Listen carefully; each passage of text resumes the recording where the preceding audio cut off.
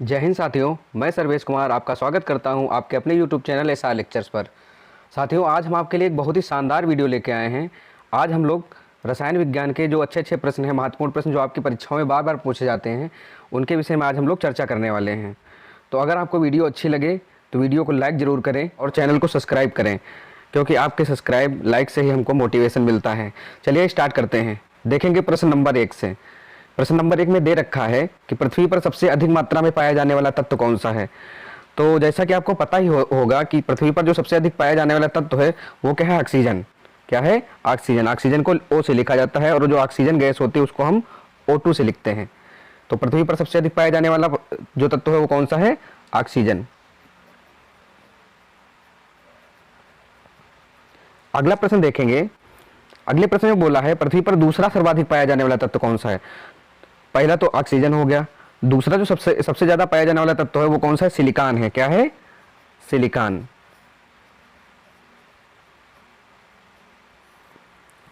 फिर अगला प्रश्न दे रखा है, बहुत ही शानदार प्रश्न है, बार बार पूछा जाता है आपकी परीक्षा में। कह रहा कि कार्बन की संयोजकता कितनी होती है। तो संयोजकता होता क्या है? संयोजकता का मतलब होता है कि साझा कितने लोगों से वो कर सकता है। तो कार्बन कितने लोगों से साझा करता है? तो 4 लोगों से। यानी एक बार अगर कार्बन है सिंगल बॉन्ड बना के जुड़ रहा है तो 4 हाइड्रोजन अपने साथ जोड़ लेगा। इसका मतलब कार्बन की जो संयोजकता है वो कितनी होती है? 4 होती है। और कार्बन के बाह्यतम कक्षा में 4 इलेक्ट्रॉन होते हैं, जिसके कारण इसकी संयोजकता कितनी है? 4 है। फिर बोल रहा है कार्बन के कितने अपर रूप हैं। तो कार्बन के 3 अपर रूप होते हैं। नंबर 1 तो हीरा होता है, ये 3 डायमेंशनल होता है। नंबर 2 पे आपका ग्रेफाइड होता है। क्या होता है? ग्रेफाइड। और तीसरा होता है फुलेरिन। क्या होता है? फुलेरिन। जो फुलेरिन होता है इसको हम C60 भी बोलते हैं। क्या बोलते हैं? C60। क्यों बोलते हैं? क्योंकि ये 60 कार्बनों का गुच्छा होता है और ये आपस में जुड़ा होता है। और कार्बन का एक ये जो ग्रेफाइड है एक ऐसा प्ररूप है जो विद्युत का सुचालक होता है। इसके बाद देखेंगे अगला प्रश्न। कह रहा साबुन, ब्रैकेट में लिखा है मार्जक का रासायनिक सूत्र क्या होता है। तो साबुन का जो रासायनिक सूत्र होता है वो होता है C17H35 COONA। क्या होता है? C17H35 COONA। फिर बोला है प्रयोगशाला में सर्वप्रथम किस कार्बनिक यौगिक का निर्माण हुआ। तो प्रयोगशाला में सबसे पहले कौन बनाया गया? तो यूरिया। क्या बनाया गया? यूरिया। और यूरिया का सूत्र क्या होता है? यूरिया का सूत्र होता है NH2CONH2। ये हो गया आपका यूरिया। तो सबसे पहले कौन बनाया गया? तो यूरिया। फिर बोला है मानव शरीर में ऑक्सीजन की मात्रा होती है। तो मानव शरीर में कितनी मात्रा होती है ऑक्सीजन की? तो लगभग 65% होती है। कितनी होती है? 65% मनुष्य के शरीर में ऑक्सीजन होती है। अगर वीडियो आपको अच्छी लग रही है तो प्लीज़ इसको लाइक कर दीजिए और चैनल को सब्सक्राइब कर लीजिए, जिससे कि हम आपके लिए इसी तरीके से और बेहतर वीडियो लाते रहें। फिर लिखा है मानव शरीर में कार्बन लगभग कितने प्रतिशत होता है। तो मानव शरीर में जो कार्बन होता है वो 18% के करीब होता है। उसके बाद बोला है पृथ्वी के भूपटल पर एल्युमिनियम की मात्रा होती है। तो पृथ्वी का जो भूपटल होता है उस पर एल्युमिनियम की मात्रा होती है 8.13% के लगभग। प्रश्न नंबर 10 में बोला गया है किसी पदार्थ के ठोस से सीधे गैस में बदलने की प्रक्रिया को कहते हैं। अच्छा, मोस्टली हम लोग देखते हैं जैसे कोई ठोस पदार्थ है उसको जब हम ताप देते हैं वो द्रव में चला जाता है, तब उसके बाद वो गैस में जाता है। लेकिन यह केस ऐसा भी होता है कि अगर हम ठोस को जो हम ताप दें तो क्या होता है? वो सीधा सीधा गैस में बदल जाता है। तो क्या कहलाता है? तो ऊर्ध्वपातन कहते हैं उसको। क्या बोलते हैं? ऊर्ध्वपातन। और ये किसके साथ होता है? कपूर के साथ। किसके साथ होता है? अगर कपूर को हम जलाएं तो वो सीधा सीधा कहाँ चला जाता है? सीधा गैस अवस्था में चला जाता है। कौन सा तरीका है? सब्लिमेशन का। उसके बाद बोला है कौन सा तत्व कमरे के ताप पर द्रव रहता है। तो जो हमारा पारा होता है Hg, पारा, मरकरी बोलते हैं उसको। तो ये क्या होता है? कमरे के ताप पर द्रव रहता है। फिर बोला है सफ़ेद फास्फोरस का सूत्र क्या होता है। जो सफ़ेद फास्फोरस होता है उसका सूत्र होता है P4। लाल दवा का सूत्र क्या होता है? KMnO4। इसको हम पोटेशियम पर मैग्नेट भी कहते हैं। फिर बोला है अम्ल नीले लिटमस पेपर को किस रंग में बदल देता है। तो अम्ल जो होता है नीले लिटमस पेपर को लाल कर देता है। क्या कर देता है? लाल। अम्ल नीले लिटमस पेपर को लाल कर देता है। फिर आगे दे रखा है ओजोन परत के ह्रास होने का कारण क्या है। जो ओजोन परत हमारी है वो किसके कारण नष्ट होती है? तो CFC के कारण। किसके कारण? CFC यानी क्लोरोफ्लोरोकार्बन। क्या? क्लोरोफ्लोरोकार्बन। उसके बाद दे रखा है ऐसी अभिक्रिया जिसमें अपचयन उपचयन साथ साथ होता है। जब अपचयन और उपचयन, अपचयन का मतलब क्या होता है, अपचयन ही होता है, और जो उपचयन होता है उसका मतलब होता है ऑक्सीकरण। जब अपचयन और उपचयन दोनों एक साथ होते हैं तो उसको हम क्या बोलते हैं, रेडॉक्स। क्या बोलते हैं, रेडॉक्स अभिक्रिया। कैसे होती है रेडॉक्स अभिक्रिया देखेंगे। ZnO plus C is equal to Zn plus CO। तो ये हो गया रेडॉक्स अभिक्रिया का example. ZnO plus C is equal to Zn plus CO। Nitrogen की खोज किसने की, तो नाइट्रोजन की जो खोज है वो रदरफोर्ड ने की। किसने की, रदरफोर्ड ने, रदरफोर्ड। उसके बाद देखेंगे PVC। क्या बोला है, PVC का पूरा नाम क्या है, तो इसका नाम होता है पॉलीविनाइल क्लोराइड। क्या होता है, पॉलीविनाइल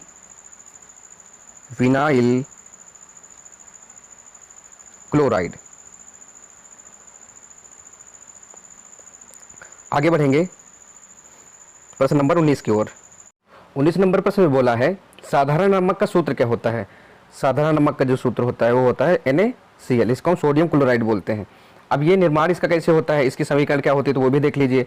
हम क्या करते हैं, NaOH लेते हैं यानी कास्टिक सोडा लेते हैं और हाइड्रोक्लोरिक एसिड लेते हैं, तब हमको क्या मिलता है, NaOH और HCl की अभिक्रिया जैसे ही हम कराते हैं तो हमको मिलता है NaCl और H2O। इस अभिक्रिया को उदासीनीकरण अभिक्रिया भी बोलते हैं। ये रहा आपका क्षार, ये रहा अम्ल। अम्ल और क्षार आपस में क्रिया कराए तो क्या मिला, लवण और जल। तो यह इस तरीके से हमको क्या प्राप्त होता है, नमक। फिर अगला प्रश्न दे रखा है कास्टिक क्षार का सूत्र क्या होता है। कास्टिक क्षार ये है कास्टिक क्षार। कास्टिक क्षार यानी NaOH सोडियम हाइड्रोक्साइड। ये कैसे मिलता है हमको, NaCl लेंगे और H2O गर्म कराएंगे तो हमको मिलेगा NaOH, फिर क्लोरीन गैस मिलेगी, फिर हमको हाइड्रोजन गैस प्राप्त होगी। उसके बाद अगला प्रश्न है विरंजक चूर्ण का सूत्र क्या होता है। तो विरंजक चूर्ण का जो सूत्र होता है वो होता है CaOCl2। ये कैसे बनता है, जैसे ही हम बुझा हुआ चूना लेंगे CaOH का होल ट्वाइस, बुझे हुए चूने पे क्लोरीन गैस प्रवाहित करने पर हमको क्या मिलता है, विरंजक चूर्ण CaOCl2 और प्लस H2O। विरंजक चूर्ण का काम क्या होता है, विरंजक चूर्ण का जो काम होता है ये एक्चुअल में रंजक होता है, रंग उड़ाने के काम आता है। ठीक है, जैसे ही किसी चीज़ का रंग उड़ाना हो, जैसे टेंडरी है चमड़े पे, उसका अगर रंग उड़ाना हो तो क्या करते हैं लोग, विरंजक चूर्ण का प्रयोग कर लेते हैं। जैसे दाग धब्बे हो गए तो उसको उड़ाने के लिए विरंजक चूर्ण का प्रयोग कर लिया जाता है। उसके बाद अगला बोला है बेकिंग सोडा का सूत्र। बेकिंग सोडा मतलब खाने का सोडा, इसको ही हम बोलते हैं सोडियम बाई कार्बोनेट। क्या बोलते हैं इसको हम, सोडियम बाई कार्बोनेट, और इसको हम सोडियम हाइड्रोजन कार्बोनेट भी बोलते हैं। और जो इसका सूत्र होता है वो होता है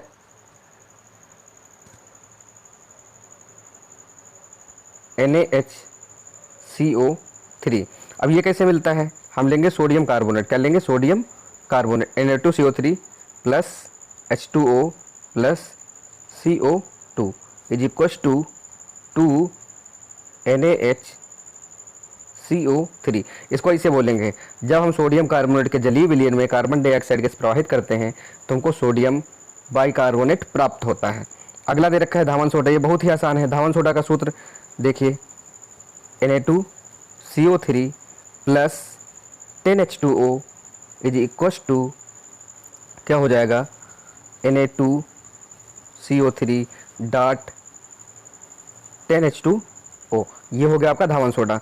उसके बाद बोला है plaster of Paris, POP। POP क्या है, POP जैसे किसी की हड्डी टूट गई, हाथ में प्लास्टर चढ़ाने के लिए किसका प्रयोग होता है, POP का, प्लास्टर ऑफ पेरिस का प्रयोग होता है। तो ये कैसे बनता है, कैल्शियम सल्फेट लेते हैं। क्या लेते हैं, calcium sulphate CaSO4 dot 2H2O। अब ये काहे का सूत्र होगा, ये है जिप्सम। क्या है ये, जिप्सम। इसको हम क्या करते हैं, लगभग 373 डिग्री केल्विन पर गर्म कराते हैं तो हमको मिलता है CaSO4 dot 1/2 H2O plus 3/2 H2O। ये जो है ये क्या है, यही है प्लास्टर ऑफ पेरिस। उसके बाद बोला है अम्लराज क्या है। अम्लराज ऐसा अम्ल है कि जो कठिन से कठिन, ठोस से ठोस धातु को गला सकता है। जो इसका सूत्र होता है वो ये जो होता है अम्लराज, ये दो अम्लों को मिलाकर बनता है। एक तो होता है HNO3, एक होता है HCl। कौन कौन, HCl और HNO3।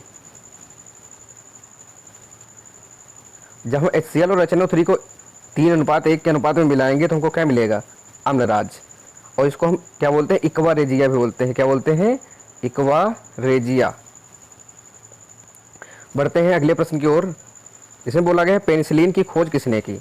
तो पेनिसिलिन की जो खोज है वो किसने की? तो मैडम क्यूरी ने। किसने? या मेरी क्यूरी या मैडम क्यूरी? मेरी क्यूरी ने।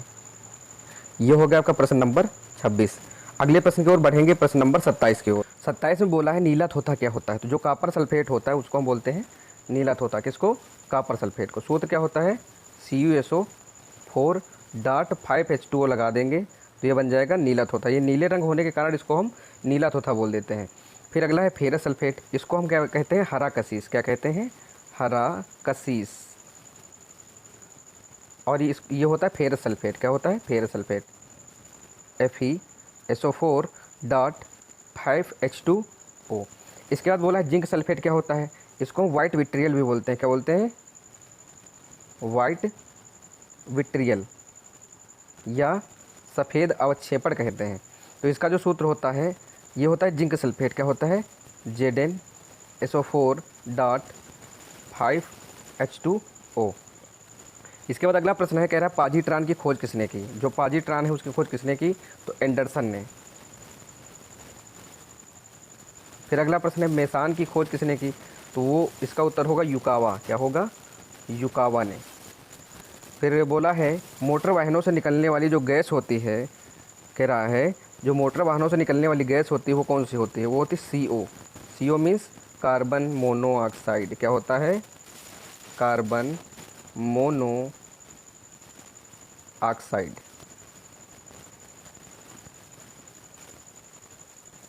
फिर अगला प्रश्न दे रखा है, बोले हैं एसीटोन का सूत्र क्या होता है? एसीटोन का सूत्र होता है CH3COOCH3, या ऐसे लिख सकते हैं इसको CH3COCH3, या ऐसे लिख सकते हैं इसको RCOR। ये हो गया आपका कीटोन का सूत्र। इसमें जैसा कि आप देख पा रहे होंगे इसमें लिखा है प्रमुख अयस्क। अब प्रमुख अयस्क जो है उनके विषय में हम जान लें। जो बॉक्साइड होता है, पहले तो इसका हम सूत्र देखेंगे। जो बॉक्साइड होता है इसका सूत्र होता है Al2O3.2H2O। जो बॉक्साइड होगा तो किसका भाई अयस्क होगा? तो एल्युमिनियम का होगा। किसका? एल्यूमिनियम का अयस्क होगा बॉक्साइड। अगला दे रखा है कोरंडम। कोरंडम जो होता है Al2O3 होता है सिंपली, और ये भी एल्युमिनियम का अयस्क होता है। फिर बोला है क्यूप्राइट। क्यूप्राइट होता है Cu2O। क्यूप्राइट मतलब ये किसका अयस्क है? कॉपर का अयस्क है। अगला देखेंगे हेमेटाइट। हेमेटाइट का सूत्र होता है Fe2O3, और ये किसका होगा? आयरन का, यानी लोहे का अयस्क है। उसके बाद दे रखा है मैग्नेटाइट Fe3O4। इतने जो अयस्क दे रखे हैं इनमें एक कॉमन सी बात दिख रही होगी आपको। इसमें O3 है, इसमें O3 है, इसमें O है, इसमें O है, इसमें O4 है, इसमें O3 है, तो इनकी लास्ट में O लगा है। यानी जितने भी अयस्क हैं सब ऑक्साइड अयस्क की कैटेगरी में आते हैं। इसमें आते हैं ऑक्साइड अयस्क की कैटेगरी में आते हैं। उसके बाद आगे देखेंगे, आगे लिखा है जिंकाइट। जिंकाइट होता है ZnO। ये भी जो है ऑक्साइड अयस्क का एक प्रकार है, और ये किसका अयस्क है? तो ये जिंक का अयस्क होगा। अगला दे रखे हैं कैलेमाइट। क्या दे रखे हैं? कैलेमाइट। कैलेमाइट भी जिंक का अयस्क होता है। जिंक का अयस्क होता है ZnCO3।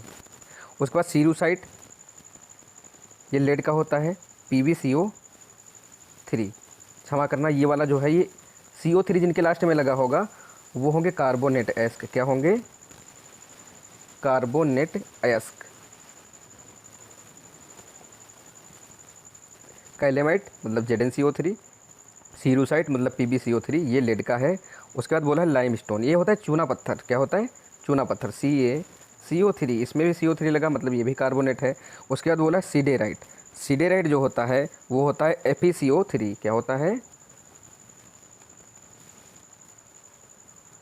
FeCO3, ये भी कार्बोनेट अयस्क का एक प्रकार है। तो ये आपके ऑक्साइड अयस्क के प्रकार हो गए, कार्बोनेट अयस्क के प्रकार हो गए। इधर वाले जो हैं अधिकतर ये सल्फाइड एस्क के प्रकार हैं। देखेंगे कॉपर पायराइड, कॉपर पायराइड का सूत्र होता है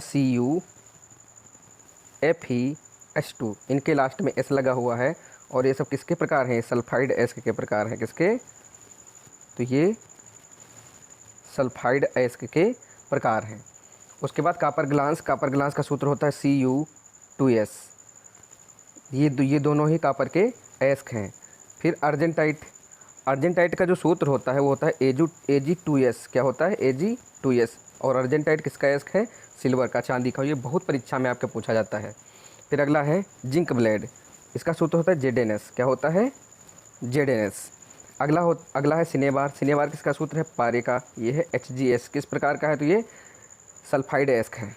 आयरन पैराइड, आयरन पैराइड होता है FeS2। क्या होता है? FeS2। तो ये आपके कुछ प्रमुख एस्क थे जो हम लोगों ने कवर कर लिए। उसके बाद फिर लास्ट प्रश्न की ओर बढ़ेंगे, देखेंगे प्रश्न नंबर 50।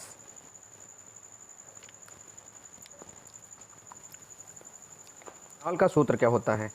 तो फिनॉल ऐसे, ये हो गया बेंजीन, और बेंजीन के ऊपर अगर हम OH लगा दें तो ये क्या बन जाता है?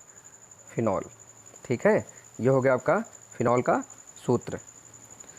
तो अगर साथियों आपको वीडियो अच्छी लगी हो तो लाइक करना, सब्सक्राइब करना चैनल को, और अपने दोस्तों तक वीडियो को प्लीज़ ज़रूर शेयर करना। Thank you.